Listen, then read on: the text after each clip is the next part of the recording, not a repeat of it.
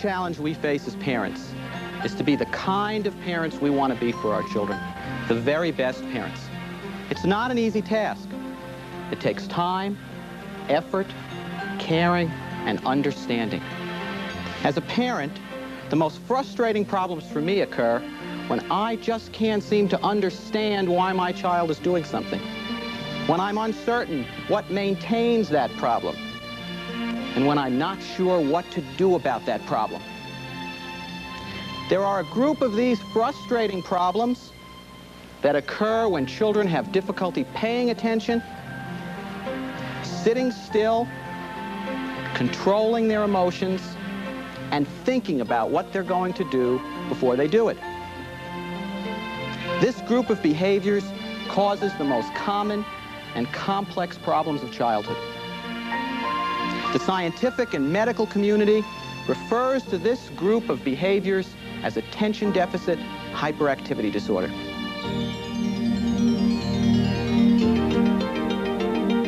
The chaos that he would cause and the problems that he would cause in the home. I remember holidays that he would just do something that would throw everything crazy, and it would ruin the whole day. When I don't think about it, I get in trouble a lot more, and it's harder to get along. I think the hardest part was in both of the children. You look at yourself and say, it must be my fault. I must be a bad parent. I don't know how to cope with it. I don't know how to deal with it. And so that's the main thing you look at, is it yourself. You must be doing something wrong. In the hospital, when he was first born, as they were bringing the babies to the rooms, you can hear the carts rattling down the hall, and you can hear the little baby sounds, and you think, oh, I wonder if it's mine. But with John, I never had to wonder, because there was a high-pitched shriek coming toward me. And if I was tired, I'd sort of go, oh, he's doing it, you know. But he had this very shrill cry that he used constantly whenever things weren't quite right, quite the way he wanted them. He used that from the day he was born. What you're about to see are the unrehearsed comments of a family that has successfully raised 2 children with attention deficit, and excerpts from a presentation made to parents by psychologist Dr. Sam Goldstein. Over the last 100 years, this group of behaviors has been referred to by at least 20 or 30 different descriptive labels. The fidgeties,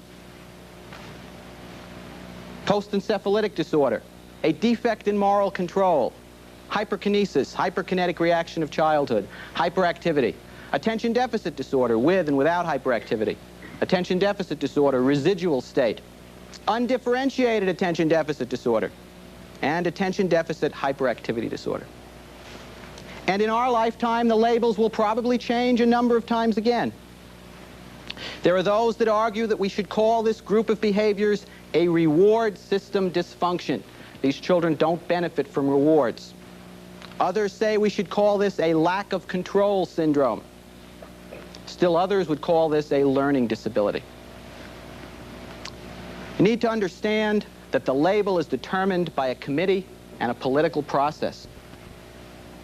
The behaviors themselves, however, are very real and have consistently affected children in all cultures throughout history. Children and adolescents of all ages. He couldn't enjoy a toy if it were in one piece. He would have to take it apart and then maybe break the parts apart before he really could like that toy. And he was very demanding of attention. Now, it's important to understand that it's not just these behaviors themselves that are causing the problem. It is the interaction of the child and the demands placed upon the child by the world, by that child's environment. And so in different cultures or different situations, demands may be different. And that leads to the unpredictability and the inconsistency that we see in the behavior of this group of children. Each of the children were different in how they were with the problem. Each of their problems were entirely different. John didn't do he did all right in school, but didn't do as well as he could do. David was always doing well in school. At home, they both were different. But as a parent, the hardest part for me was realizing that they could get me out of control. If you live on an island somewhere in the Pacific, and you're restless, impulsive, and inattentive, you don't gather as many coconuts. You might not catch as many fish. People don't care very much. It doesn't cause very many problems. 100 years ago in our culture, if you went to school and had difficulty paying attention or sitting still, the teacher's solution was to hit you soundly with a ruler. And if that didn't shape you up, it was politely suggested that you not return to school, and you were sent out into the world at an early age to seek your fortune. In today's society, whether right or wrong, good or bad, the world that we've created for our children requires them to sit still, to pay attention, to control their emotions, and to finish things at a very early age. And if a child is compromised in his ability to do these things, that child's going to have a very difficult time dealing with our world. Getting up in the morning, getting ready for school is a monumental task. Getting out the door to go to school can be very, very difficult. Now, before we go any further, I want to define this group of behaviors that we're going to call attention deficit. And I'm not interested in the medical definition, or the psychological definition, or even the educational definition. I'm interested in the common sense definition. It's the definition that I use to help me see the world through the eyes of these children. It's the definition that I use to help me understand why this group of children seems to have so much difficulty fitting into our world. The common sense definition that I use has 4 components. The first component has to do with attention span. These children have greater difficulty paying attention than other children of their age and developmental level. We discuss attention as if it's one skill, paying attention. It's not. It's a group of skills, including the ability to select out what's important to pay attention to. You would think that in a classroom, the teacher's standing up in front of the room, giving a lecture, that the child would understand that that's the most important stimulus in the classroom. Unfortunately, this group of children has a very difficult time figuring that out. Selective attention, being able to select, is an attentional skill. Sustained attention, being able to stick to something that you start until you finish it. Divided attention, being able to listen to the teacher and take notes at the same time, is an important attentional skill. So there are a group of these attentional skills. And not every child with attention deficit has problems with every one of these skills to the same degree. And so when the teacher tells you that your child is having trouble paying attention, ask, what kind of attention? And in what situations is my child having problems? The second component of the common sense definition has to do with arousal level. These children are more excitable. They go to the extreme of emotion with greater frequency and greater intensity than other children of their age. I've had parents tell me it's as if the child wears his emotions on his coat sleeve. Everybody around him knows how he feels.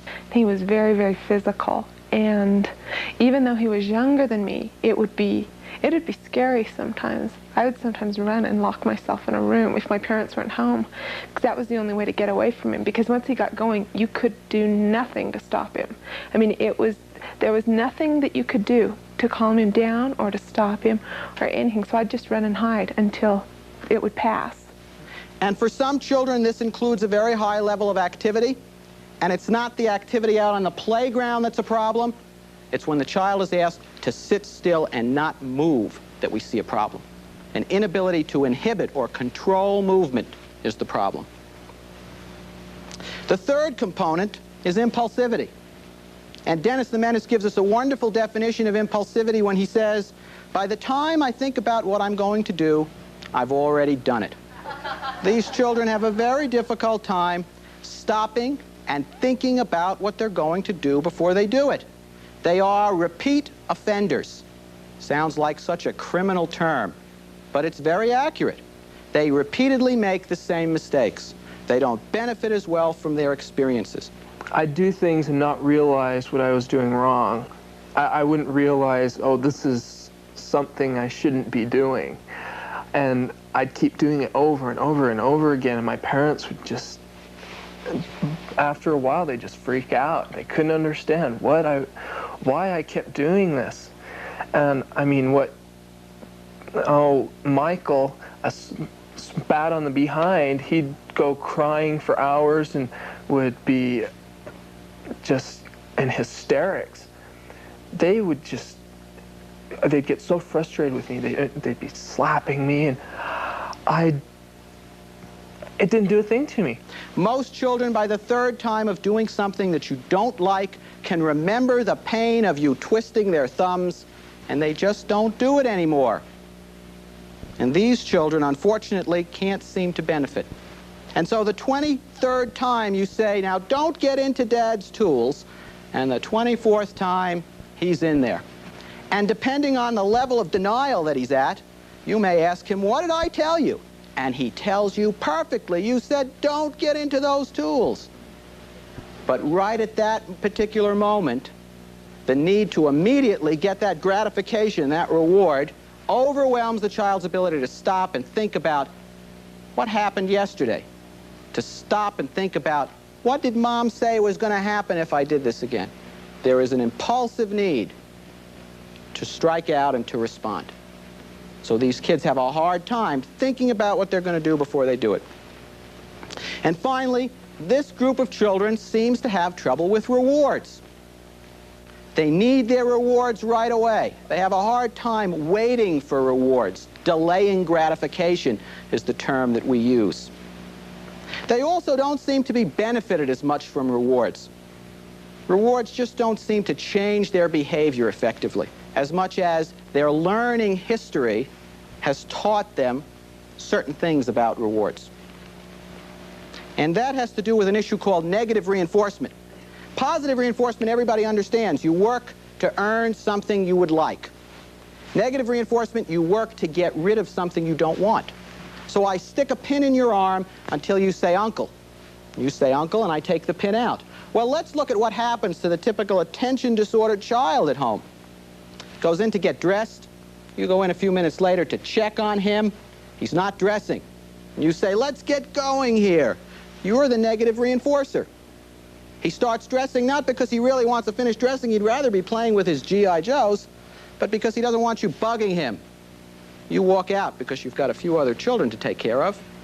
And what happens? He stops dressing. Because the negative reinforcer has been removed. The pin is gone. And so this child is a victim of his temperament, which makes it difficult for him to stick to things.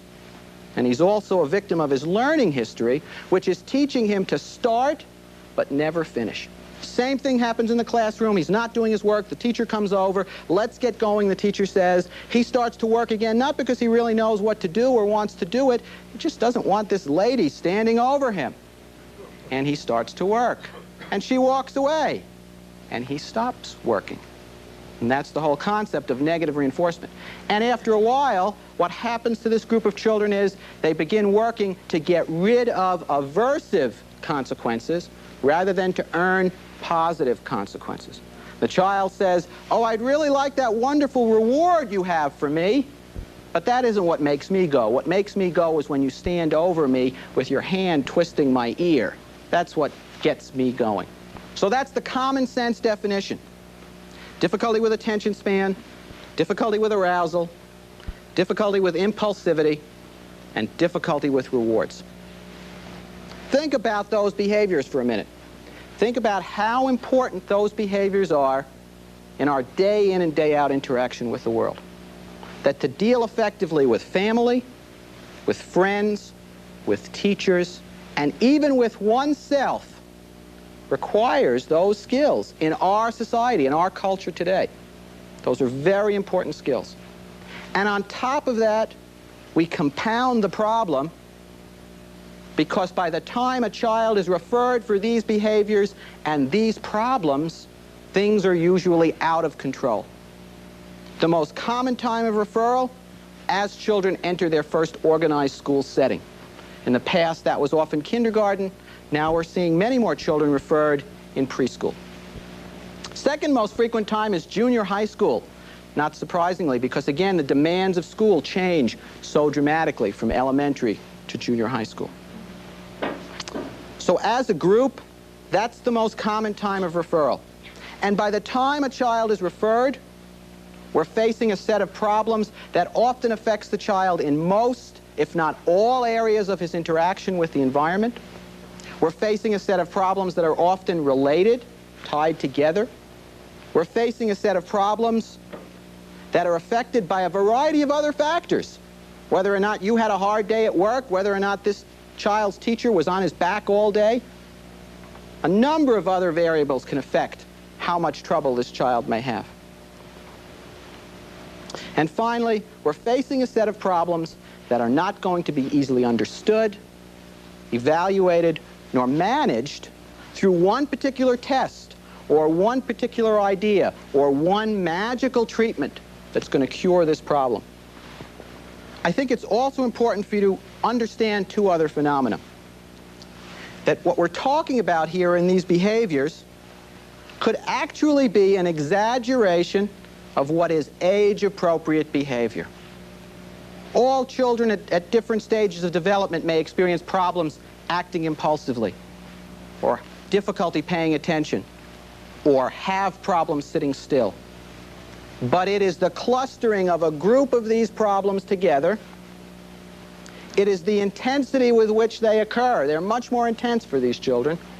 And it is their persistence across the child's development that is critical in identifying this disorder in childhood. It is not an all-or-nothing phenomenon. For example, fire setting. Either the child is setting fires or he's not. But when it comes to paying attention, when it comes to controlling emotions, when it comes to sitting still or thinking about what you do before you do it, it's very difficult to point to a spot and say, up to this point, it's not a problem. After this point, oh, it's a terrible problem. It's very difficult to do that, and that's what makes understanding and evaluating and managing these problems in childhood so difficult. Now that I can understand why things are happening and can even talk to the child about why this is happening, it takes it out of, it makes it so that it's not so much their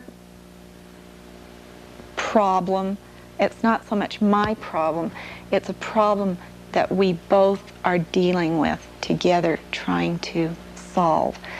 The purpose of evaluation is to not just apply a label to these behaviors or to the problems that the child is experiencing, but to collect enough information about these behaviors, about these problems, and about the situations in which they occur to allow us to do something constructive. And when I try and evaluate a child with these problems and understand the problems and how they affect the child, I like to take the information I gather and put the child in a real-life setting. Put the child in a classroom and help parents understand the child has difficulty paying attention, being vigilant, waiting and listening for instructions. And even when he follows the instructions, it may be a little bit harder for him to listen to the teacher and get things on the paper. And so he's compromised in that way. And even when he's getting it on the paper effectively, maybe his handwriting isn't as good as the other kids, and it takes him longer to get it out. And lo and behold, he spelled the word correctly, but the teacher is on to the third word, and he's missed the second word. So I try and put the child in a real-life setting, at home, at school, and with friends, define the problem, define the behavior that causes the problem, and define the situation in which it occurs. And as I try and help parents understand the need then for taking these problems and the situations in which they occur and designing a set of treatments to deal with each of those, I like to tell parents the story of Billy. Billy is a second grader. Child with attention deficit. Everybody starts work. He starts, but his knee looks interesting in the window, and the light and the child sitting next to him. And when everyone else is finished, he's not. And the teacher says, "Try harder, I know you can do it." That's the American philosophy. And my response is, well, if you hit a home run your last time up at bat, that doesn't mean you're going to hit a home run every time up at bat. And maybe 1 out of 10 days this child actually can finish the work, which is the worst thing he can do. Because now the teacher says, "I know you can do it, you just did it the other day." So the inconsistency creates more problems for the child. And after 20 or 30 days of this, the child is receiving a very high dose of negative attention and negative reinforcement from the teacher. The other children in the class recognize that this child is causing problems for parents and for teachers. And out on the playground, this child may not resolve conflict as well. This child may not compromise as well. This child simply doesn't have the basic social skills. And within the home setting, as we discussed, the other siblings, brothers and sisters, know full well that this child causes the majority of parental problems at home. And so, when something goes wrong, this child gets blamed. And Billy's unhappy and frustrated, so he picks up a rock and he throws it impulsively at a car. Well, now we do what has been the traditional treatment for this set of behaviors and problems in childhood, which is give a pill. Give a particular medication, and it may help this child sit still a little bit better. It may help him organize himself or stick to his work. But success at school is something you experience by doing. A pill doesn't bring you school success. And so Billy is not as much of a problem for the classroom teacher now that he's gotten his pill, but he's still not doing wonderful at school. And out on the playground, even with medication, it may be hard for him to resolve conflict or compromise. These are the social skills he has learned. And at home, his siblings could care less when something goes wrong. He gets blamed whether he takes his pill or not. But he's not as impulsive with this medication. And he's not as inattentive. And he can wait. So he looks around for a nice big rock. He's not as in a hurry to pick up the first rock he finds. And he can wait. He doesn't throw it at the little Volkswagen that comes by. He waits till a bus comes by, because it increases the chances he's going to hit that vehicle.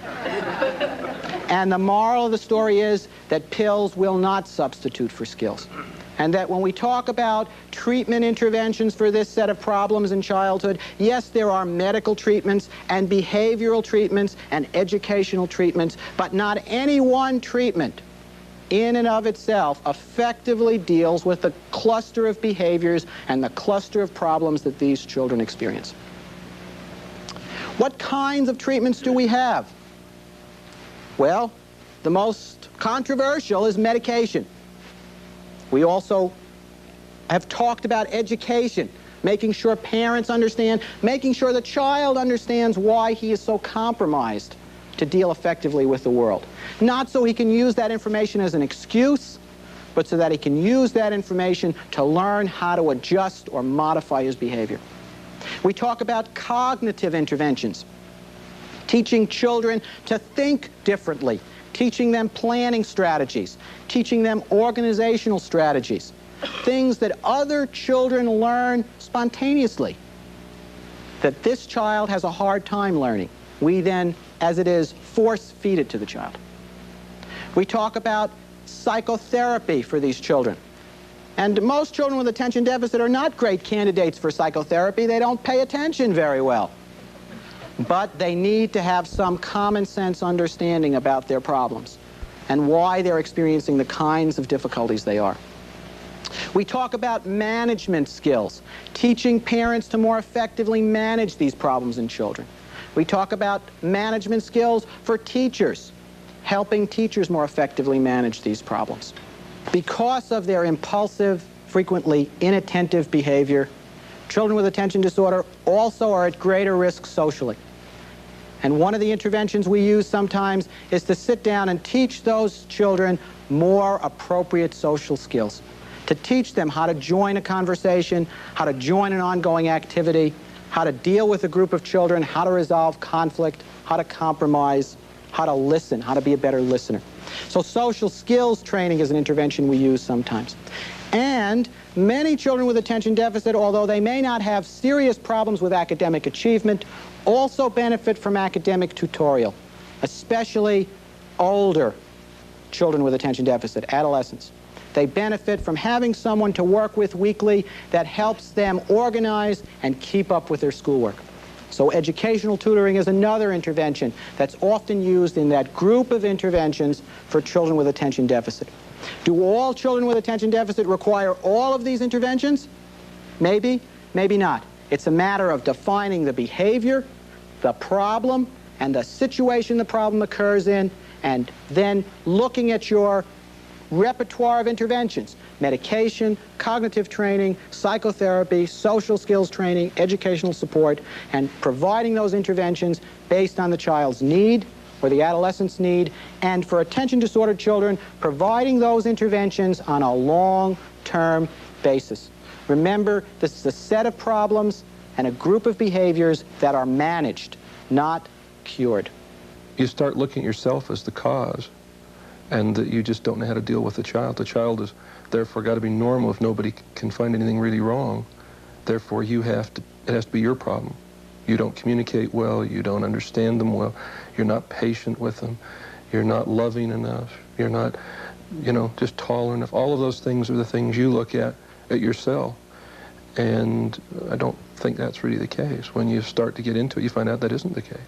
And I think the most important intervention is the day in and day out manner in which you go about handling your child. The kinds of things you do to deal with this child's behaviors and deal with the problems that these behaviors cause.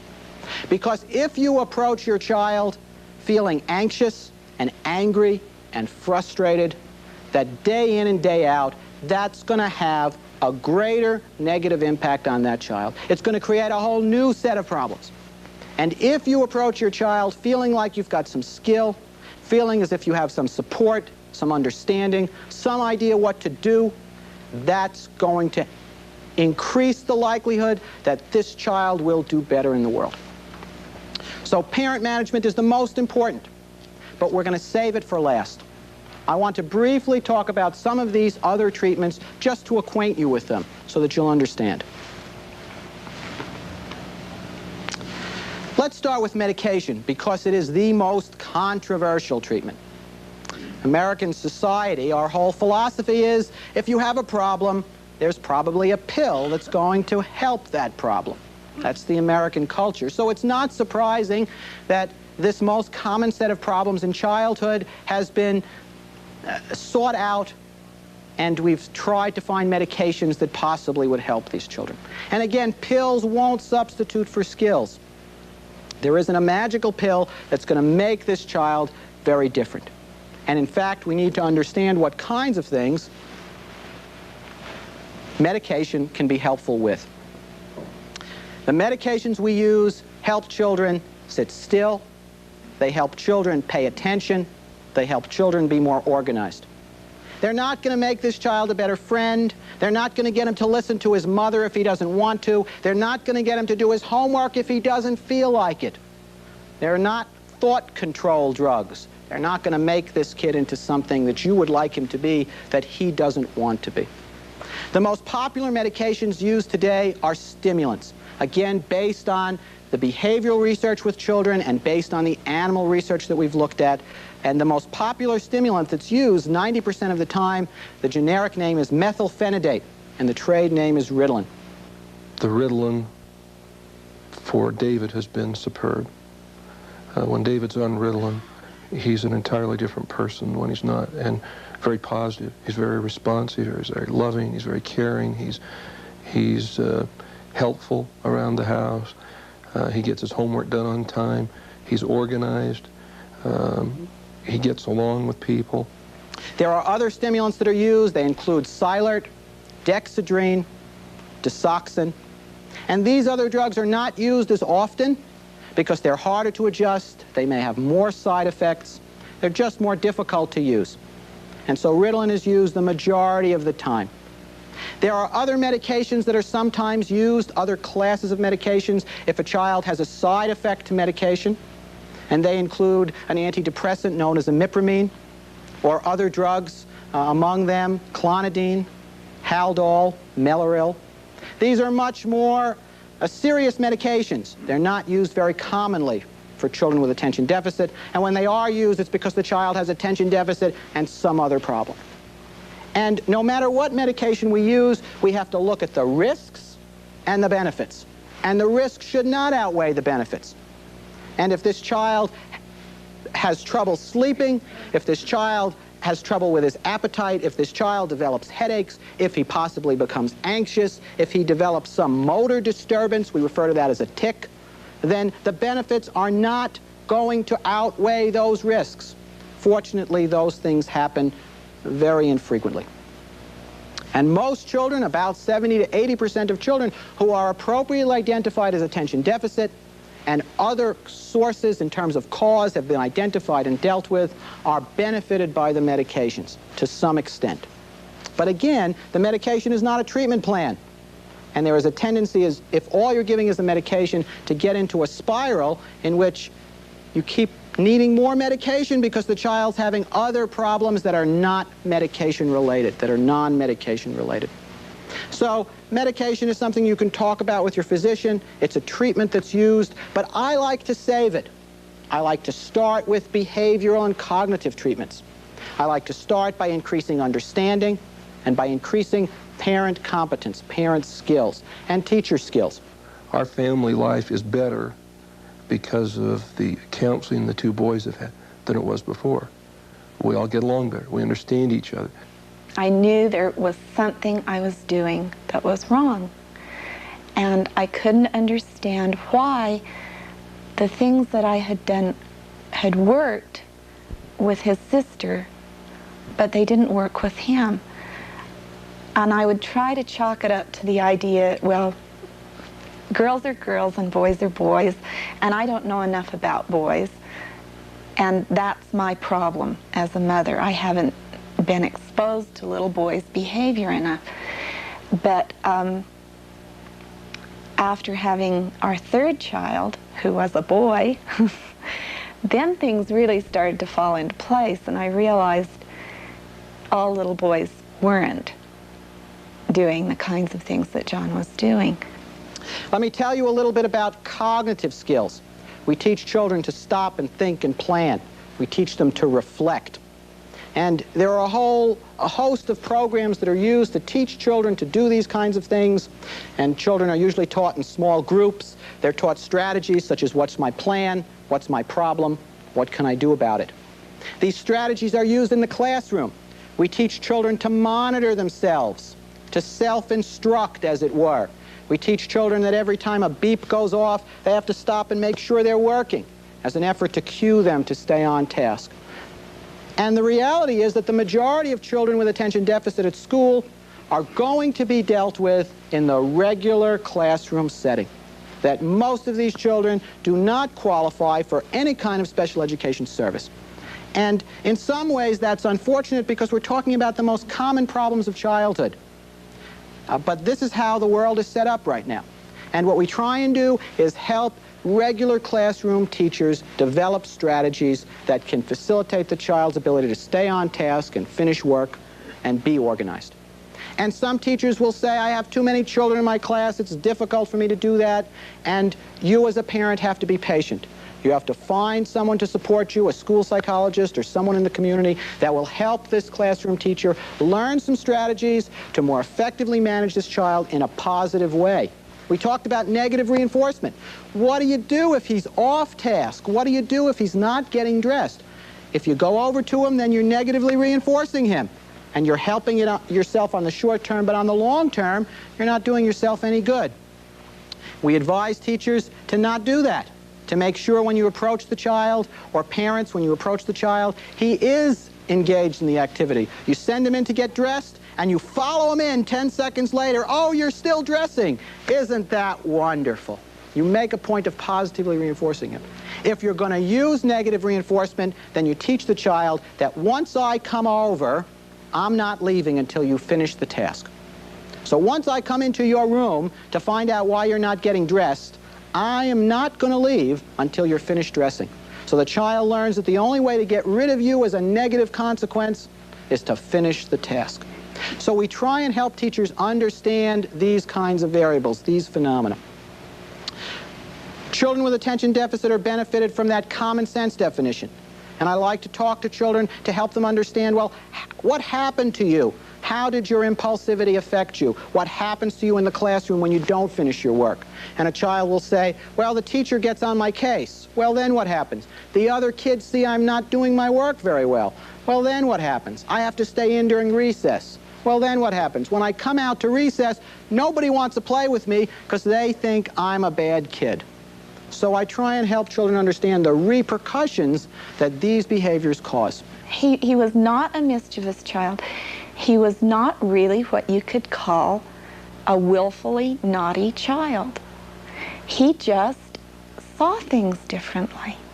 And his idea of fun was different than what other children's idea of fun might be. Let's see. We've talked about medication, we've talked about some of the cognitive strategies, and let's spend the remainder of our time talking about parent management. What do you do? And I think if you have a child with any kind of developmental problem, it is to your benefit to participate in a parenting class. And it doesn't matter whether that's a behavioral parenting class, or a cognitive parenting class, or an emotionally based parenting class. I think there are some things you can learn about interacting with children that you can benefit from by participating in a parenting class. Well, I was always looking for answers, and so I read everything, and I went to seminars and things. I went to parenting seminars. I tried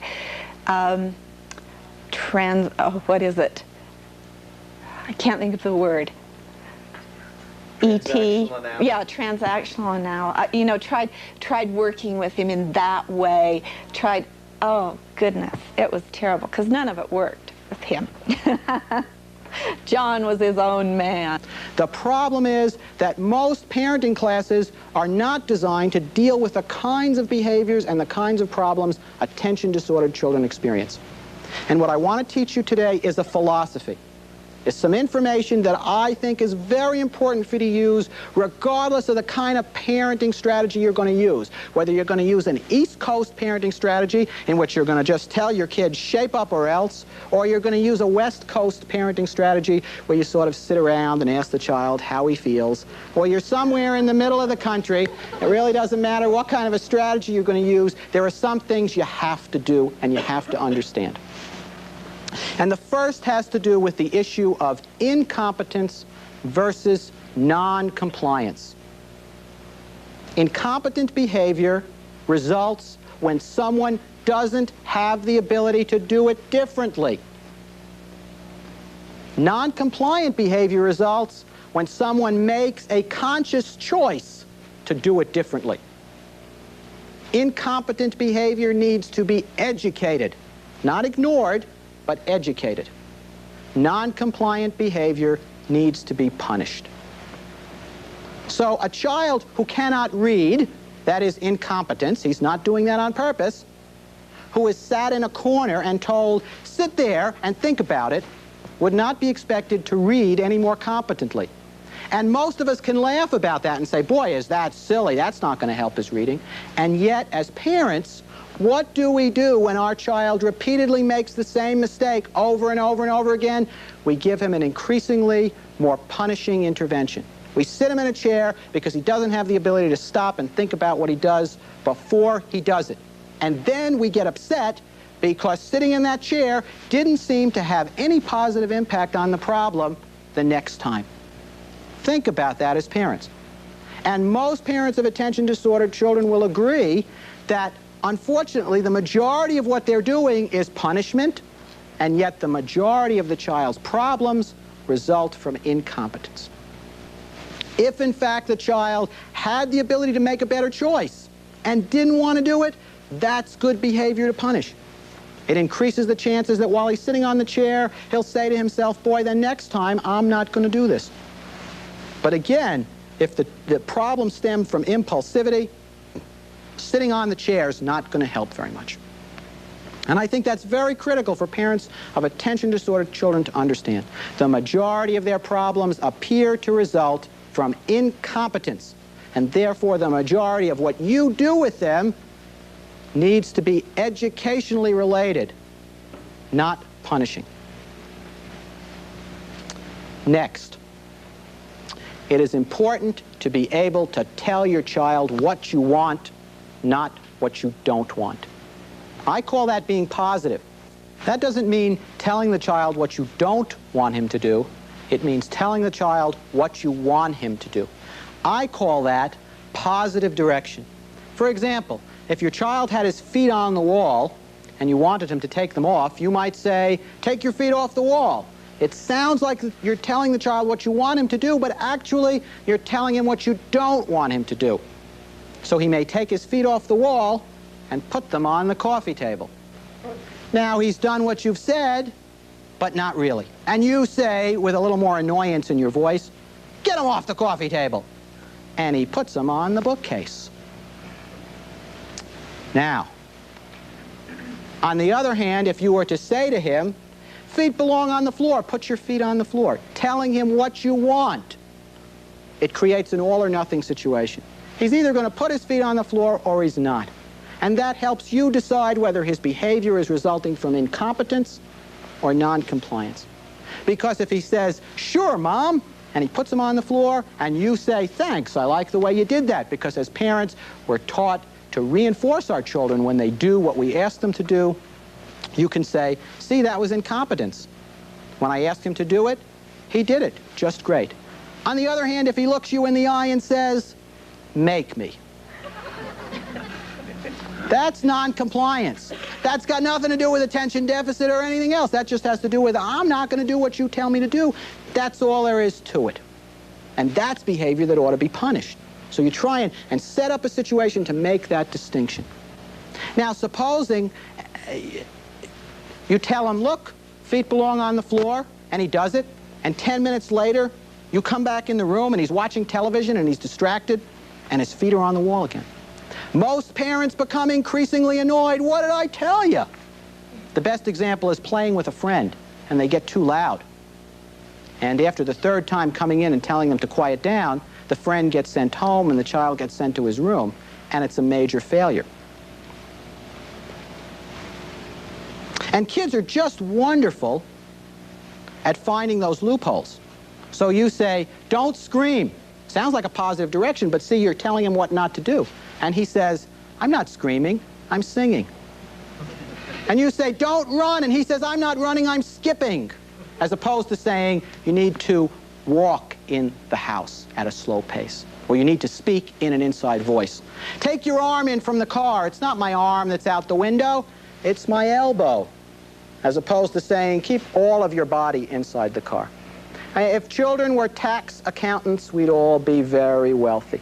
They're good at finding the loopholes, and I think that's okay. If you set up the situation and they find a loophole, you learn from that and you adjust what you're going to do the next time.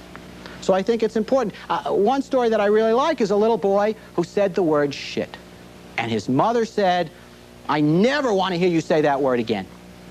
This was a bright young man. He went to the dictionary and he looked up that word. And he looked it up because his friends all said that word, and he was concerned about losing face if he didn't say that word. And he found ship. He thought, what a wonderful compromise. I'll say ship.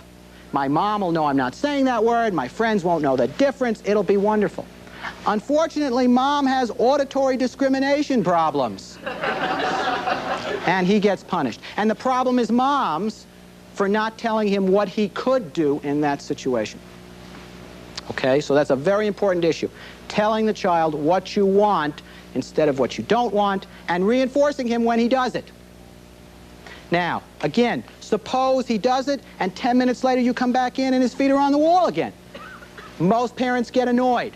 And what I'm advocating is, ask yourself, is this incompetence or non-compliance? And for most attention-disordered kids, it's incompetence. They just don't track what they're doing. And therefore, you have to play their control system. You have to say, feet belong on the floor, please do it. And you may have to come in 6 times during a play session and say, speak in an inside voice. And he may do it for 10 minutes at a time. That's 6 successes rather than 1 big failure. Now, we come back to the issue of incompetence. Just because we label the behavior as incompetence doesn't mean we don't do anything about it. We may then say to the child, gosh, it would be wonderful if I didn't have to come in here every 10 minutes. So you know what? I'm going to set a timer. And every 5 minutes when it goes off, if you guys are speaking in an inside voice, I'm going to put a check on a box or put a nickel in a jar or whatever. And when we're done, if you have enough, I'll take you and your friend out for an ice cream. So you're teaching some self-monitoring, and you're working at a level that the child seems successful. He can keep his voice lower for 5 minutes at a time, and every 5 minutes he gets that reminder. And I think that those are very critical. And I think parents have to be a little creative. I think you have to think that way. If you see a behavior that is incompetent, you need to think about what can I do to change this behavior, to educate the child, as opposed to what can I do to punish the child. Supposing he is non-compliant, and we can talk about some techniques. Supposing he looks you in the eye and says no.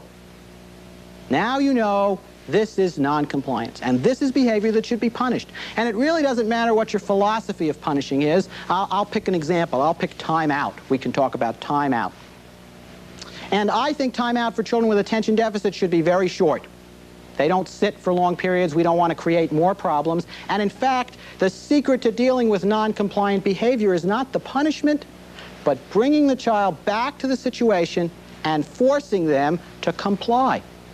So you say, feet belong on the floor, please put your feet on the floor. And he says, make me. And you say, you need to go to timeout. I asked you to put your feet on the floor, you couldn't do it. And timeout can be a chair in the same room. It doesn't have to be in another room. It doesn't have to be in a closet. Perhaps we want it to face the corner rather than the TV. Perhaps we want the timeout period to be only a minute, so short that by the time he decides, I'm tired of sitting in this chair, the time is up. And we'll come back to the issue of what if he says he won't go to timeout either. A lot of parents will say, he just won't go. Yeah, this is a great idea, but he's not going to do what I tell him. And all these books I read, they're wonderful, but the kid never does what the book says he's supposed to do, which is characteristic for attention-disordered kids. But let's suppose he's compliant. He goes and sits in the chair. When the minute is up, he comes back to the situation. You don't give him a lecture. You just remind him, I asked you to go to timeout because you couldn't keep your feet on the floor. Please keep your feet on the floor. And you look at his feet. They're on the floor. You say, thank you, and that's the end. And if he comes out and says no and puts them back up on the wall, again, that's non-compliance. Goes back to timeout. And maybe you add a minute. Keep it pretty short so that we don't turn into a whole day affair. And again, with attention-disordered kids, if you require them to sit still and not fidget, they're going to be in timeout for the rest of their lives. It's not going to be a very effective intervention. And supposing he complies, and an hour later, he's again non-compliant. You go back to the same situation. You try the timeout again. What we're doing is helping you, 1, make that decision between incompetence and non-compliance, and 2, giving you something to do about it in a constructive fashion, whether it's punishment or whether it's some educational procedure. Now, what about the child who you say go to timeout, and he says the same thing? He says, no way, not going to do it. And I think the way we make change in people is to create some confusion, to create some uncertainty. If you're sure that the sky is blue, there's very little chance that I'm going to change your mind. However, if you look out the window and it sort of looks red, there's an increasing chance you're going to listen to me if I say, no, it's no longer blue, it's red. And the way we create change is by creating a little bit of confusion. And this child has a certain script. He knows that when he says, no, I'm not going to go to timeout, you might drag him, you might smack him, you might scream and yell, you might do a whole lot of different things. It just changes the subject. He's great at changing the subject, see? And in that situation, I always tell parents to use ignoring. Now, a lot of parents ignore. They ignore the good, they ignore the bad, they ignore everything. Ignoring is an active process. You ignore what you don't like, you pay attention to what you like. So he says, I'm not going to go to timeout. you turn around and walk away. Or he lays down and cries. That's a better one. He throws a tantrum. We'll come back to adolescence in a minute because they don't do that. But he lays down and he cries. You walk out. Now he looks around and he says, isn't this wonderful? I don't have to go to timeout. This worked so great. And then he stops crying and you come back in another minute and say, I like the way you're in control of your behavior now. Now you need to go to timeout. The child does not get out of the activity, the punishment, based on trying to change the subject, trying to create another problem for you. You bring him back to that situation. And he may cry again and you walk out again, and some parents will say, oh, he'll test me forever. He'll do that forever. And most kids actually, my experience has been, don't do that. And some, by the third time the parent comes back, the child's instructed, if I have to come back again and you don't go to timeout, you're not going to play Nintendo. And Nintendo's a wonderful reinforcer because there's something subliminal about Nintendo, and every child in the world wants to play Nintendo. So take the Nintendo away and you see miraculous results. Kids go from D to A students. They smile, they listen, they sit still. It's just a wonderful intervention. Okay, so ignoring is something that can be an effective intervention. But remember, you have to ignore and then pay attention when the child's appropriate. There may be times when his feet are on the wall and you really don't want to tell him to put his feet on the floor. You choose to ignore. That means you wait until he puts his feet on the floor, and then you say, gosh, I really like the way your feet are on the floor right now. That's wonderful. And he thinks, boy, if she would have looked a minute ago, I would have been in a lot of trouble. That's the whole idea of differential attention. Paying attention to the child, and differential attention is another term for ignoring. Paying attention to the child when he's appropriate, ignoring him when he's inappropriate. Let me tell you about one other intervention that I like, as long as we're talking about interventions, and that's something called positive practice. Positive practice at times is used as a punishment. We have the child repeatedly do a behavior over and over again. I like to use positive practice as an intervention for incompetence. Supposing he comes through the door and it slams, and you, in your best positive way, say, doors need to be closed quietly. Well, he's not going through another door, and a typical parent intervention is to make the child go back and do it again. That's called positive practice. But in this case, he has to do it 10 times. Walk up to the door, open it, close it quietly, come back, turn around, walk up to the door, open it, go through it, close it quietly.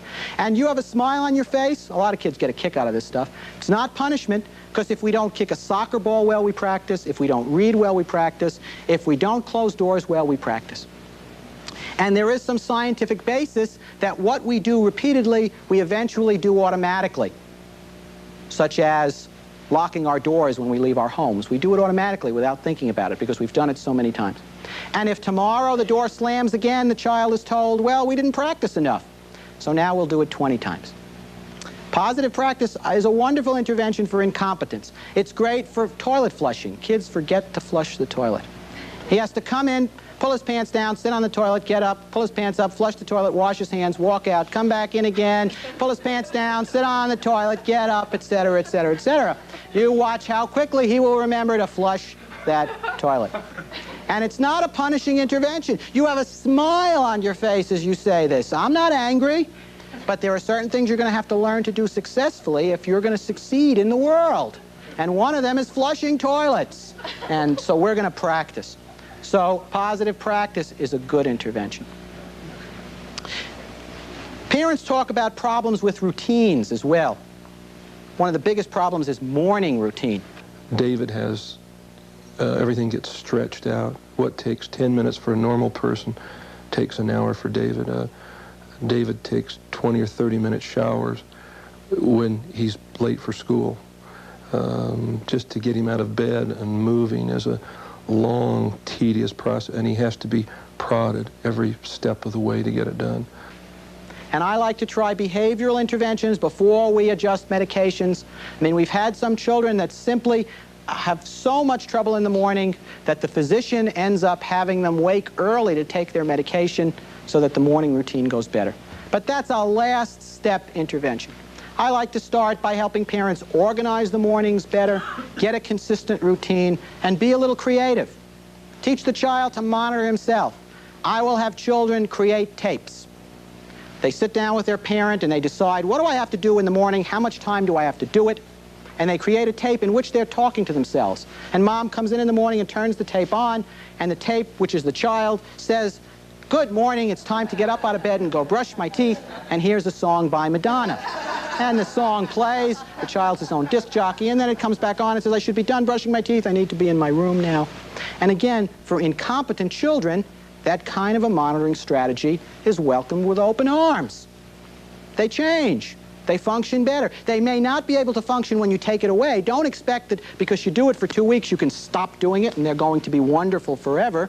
You may have to do it forever, but you modify the environment and they do a whole lot better. Now, what about the non-compliant child who just doesn't want to get ready in the morning? Well, no amount of songs by Madonna is going to get him going, and right away you realize, hey, I'm trying all of these constructive things. I'm dealing with the problem as if it's incompetence and we're not getting anywhere. Must be some non-compliance going on in there. Maybe I need to think about some kind of punishment if he's not going to be ready on time in the morning. And one of the things I like is making kids wake up earlier. If you're not ready on time, well, wake up a half hour earlier, go to sleep a half hour earlier, and we keep doing. I had one kid ended up getting up at 4:30 in the morning. He finally got the message, because Dad came in and made him get up out of bed at 4:30 in the morning, and finally he got the message, and boy, he was up and ready for school in a half hour. And sometimes it's that consistency. Remember how behavior develops. Behavior develops by being reinforced. And children learn to expect certain responses from you as parents. And when you decide to not give them those responses, that's called extinction. You want to change that system. They exhibit more of those behaviors trying to get you to respond, trying to get you to buy in. So every time he runs across the living room, you say, "Stop running, come over here, stop doing all that." And you say, "I'm not going to do that anymore. I'm going to ignore him." Well, he's going to run across that living room until you're blue in the face, because he's looking for that response from you. If you can wait him out, eventually that behavior may go away, assuming there's some non-compliance of that behavior. If it's incompetence, if he's restless and can't stop moving around like me, no amount of reinforcement or reward is going to make a whole lot of difference in that. So you have to think about what the source of the behavior is. But I try and get parents to do that, to think about it and to set up interventions that are designed to deal with incompetence, to deal with non-compliance. Now, what about adolescence? And I admire anybody that's raising an adolescent, and I admire anybody that's working with an adolescent. They're at a tough age, especially in our society, because we expect them to behave and to dress and to function like adults, but we often don't give them adult privileges. And teenagers are trying to establish some identity, some separation from us, and they're not terribly interested in modifying their behavior. They often want to be left alone. And they also, if they're attention deficit, have long histories of dealing with the world in a certain fashion. Long histories of being reinforced for acting in certain ways, and actually often when people try and change, they push the limit. As that child running across the room, you say, "I'm not going to respond to him." Eventually he runs across the room and breaks something, and then you respond. And then he learns, if I just keep at it, eventually I get a response. And so adolescents have a very long learning history. And studies suggest that a high percentage of adolescents with histories of attention deficit also experience some symptoms of depression. They're frustrated. They're not succeeding academically, they're not succeeding socially, and they're not succeeding athletically, which are the three main areas that adolescents find some niche for themselves, find some area of reinforcement or success. Like at school, I would really want to get good grades. I mean, I had the ability, I could do the work, but when report cards would come around, I would just bomb out. I mean, I should have been in middle school and high school getting 3 7s to 4 0s easily. That's just the level that I should have been working at. Through middle school and my sophomore year in high school, I was getting between a 2.1 and a 2.9. I didn't get above a 3.0, and it just frustrated me. And then when my parents would get upset that would just make me all the more frustrated. I'd just be pulling on my hair, trying to figure out why I couldn't do it. With adolescents, I, one, counsel parents to not be so quick to use medication, to use medication as a reinforcer rather than a punisher. Giving a teenager who says, I don't want to go to school, I don't want to do my work, this pill just gives him something else to say that he doesn't want to do. And so with teenagers, I may say, there's this medication that might help, but you can't have it until you do what I want you to do, until you show some effort. And teenagers with a history of attention deficit really do benefit from some counseling to try and understand themselves and their world. And again, that issue of changing the reinforcement value of the stimulus is very important. Making something that is seen as aversive into something that's positive. So we can, as parents, change the reinforcement value of something. We can, as parents, take a long car ride, which might be seen as aversive by our child, and turn it into something fun or enjoyable that they want to do based on what we choose to do with that car ride and how we choose to deal with that situation. And that's another very important variable. So, parenting a child with attention disorder requires you to make the distinction between incompetence and noncompliance, requires you to think creatively, requires you to be positive and tell the child what you want, not what you don't want, requires you to learn and sometimes come up with on your own interventions designed to increase competence, to educate, requires you to modify the kinds of punishments you do, requires you to think about your role as a parent and what you're doing. Now, let's take some questions. My question has to do with other family members in the family. Their lack of knowledge with ADD, and so they say that, you know, your son or your daughter has ADD, and they say that's just an excuse. That's an excuse. So you have no support from the rest of the older family members, and so they immediately say, you know, you're not being consistent, and so right away you strike at yourself because I'm doing something wrong, and this is why my child is the way he is, and that I've been accused of saying, well, that I label it ADD when that's just an excuse. I think that ignorance is a great motivator of people's behavior. And the fact that they, or some people who do not understand and really have no system for understanding or have never been provided with the opportunity to understand why these children have this problem, will tend to blame parents. There was a time when we would say autistic children are caused by cold, unaccepting parents, and we now know that's kind of foolish. And what my suggestion is that you try and educate, that you get text materials, that you sit down and talk to them, and that you insulate yourself, because that's going to happen. Everybody's got an opinion, and more often than not, the blame will be placed on you because those people don't have to deal with your child every day, day in and day out. And it's not uncommon for moms to have a lot of trouble because they deal with kids on a routine basis. Dad comes home, and males are much more aggressive in our society, and Dad sort of twists the kid's arm, and Dad says, I don't have any trouble dealing with him. Sure, when was the last time Dad had to get him ready for bed? Right. And then you go see the pediatrician, who may be a male, and who may see this child for 5 minutes in an examination room. And most attention-disordered kids, if they're interested, can actually sit still and do just fine for 5 or 10 minutes.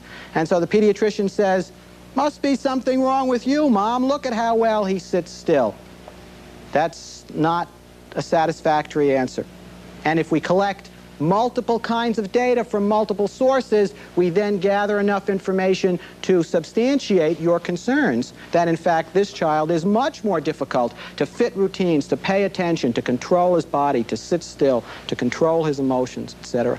People who don't believe that ADD is real have not encountered it, and I don't believe that they've ever lived with someone who has it, and I don't think they have any concept of what it really is.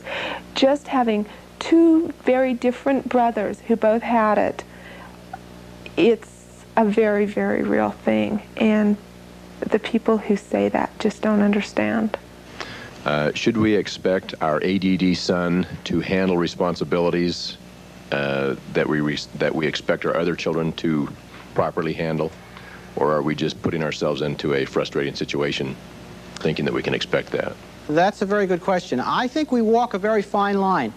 I think we don't want to give the other children in the family the message that this child should be excused from family responsibilities because of the way he behaves. Because what will then happen is everyone will behave that way. It's convenient. On the other hand, I think for the child to grow up and be successful in the world, he sooner or later is going to have to develop some internal sense of responsibility. Some sense of I do things because I do them, not because someone stands over me or controls me. So I think we walk a fine line. I think you need to expect certain things, but you may modify how you do it, how you go about doing it. You think a little more leniency for that particular child needs to be implemented because it seems like every situation is so much more difficult, especially for our son? I think the issue is not so much leniency as it is providing interventions that will increase the child's competence. So that if he has trouble getting his room clean, you break that down into smaller tasks and you work for competence at some level that the child can accomplish. So they can feel that they can accomplish, even though it's in smaller segments. That's right. These children don't experience as much success as everybody else. And by hook or by crook, we're going to get them to be as successful as everyone else. Okay. Socially, you were talking about how hard a time they have with other children. Are you better off still going ahead and putting them into like scouts and all the various sports and activities that you would, you know, children that don't have the social problems, or is that just beating your head against a wall? I think that's a very good question. It's a dilemma for parents. If I don't send him to scouts, if I keep him home, if I put a straitjacket on him and hang him up in the closet, I can significantly reduce the number of problems I'm going to have. On the other hand, sooner or later, these children have to learn to deal with the world. They have to learn to understand who they are and why they experience the problems they have. And so my advice to parents is to choose a scout group carefully, or to provide extra supervision, or to think carefully about a particular coach on a particular team, but to not restrict the child from what would be considered normal childhood experiences. These kids, as much as everyone else, needs to do just what other children are doing. 5 years ago, when my wife and I sought medical help to find out whether our son should have medication to control his ADD hyperactivity, we went to 3 different pediatricians before we found one that we felt we could work with. So we felt that we had to become experts on the subject so we could protect our son and give him proper help. How do you find the proper medical help and some assurity that you're getting the right direction? That's a good question. I think that, one, you need to become an expert.